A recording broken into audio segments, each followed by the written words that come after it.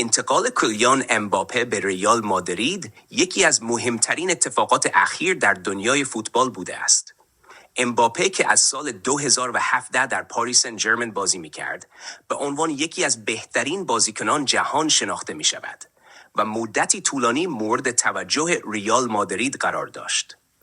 در تاریخ سوم ماه جون 2024 پس از مذاکرات طولانی و گمانه‌زنی‌های فراوان، انتقال امباپه به ریال مادرید به طور رسمی تایید شد. قرارداد امباپه با پاریس سن ژرمن تا تابستان 2024 اعتبار داشت و او اعلام کرد که قصد تمدید آن را ندارد. بنابراین پاریس سن ژرمن تصمیم گرفت به جای از دست دادن او به صورت رایگان، او را به رئال مادرید منتقل کنند. یکی از چالش‌های اصلی در این انتقال زمانبندی اعلام رسمیان بود.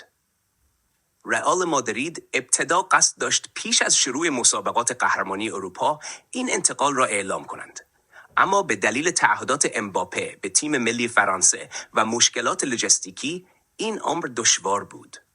در نهایت روانمایی رسمی از امباپه به پس از مسابقات قهرمانی اروپا موکول شد.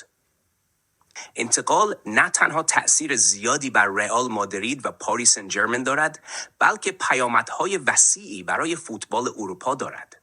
زیرا باشگاه‌ها باید استراتژی‌های خود را در واکنش به این انتقال پرطرفدار تنظیم کنند.